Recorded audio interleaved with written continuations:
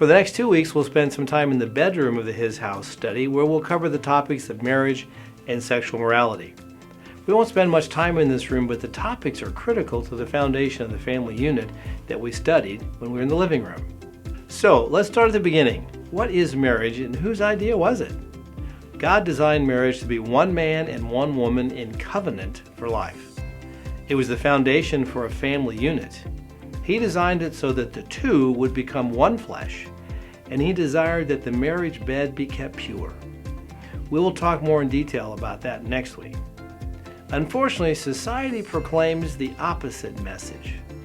Many of the Hollywood elite claim that marriage is passé and outdated. It's outlived its usefulness, they say. Sex has become almost like a sport, a performance art. Did you know that divorce is so celebrated in some circles that they actually have divorce parties? Society also tells women that you don't complete your husband, you compete with your husband. We talked about this some recently in our topic, family, and how the roles of the family have been blurred by society. Perhaps you've made mistakes in your marriage in the past. Perhaps you or your current spouse were divorced before you married each other. Well, this week's lesson isn't intended to be a guilt trip about your past.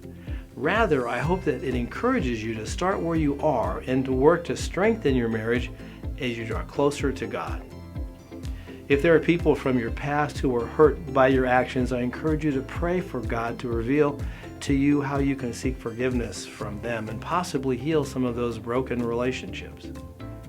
Marriage is the earthly reflection of the relationship believers have with Jesus.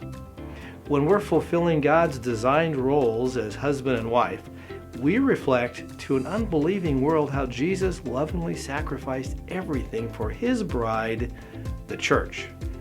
This is why it breaks God's heart when we are unfaithful to a spouse or divorce them. It's a reflection of the unfaithfulness of Israel with God and of the church with Jesus. This week we'll take a look at what God intended marriage to be, what it means to submit, how we can better understand and meet the needs of our spouse, and more. Pray that God will open your heart and your mind to show you ways you can grow through the study of God's Word about this very important topic.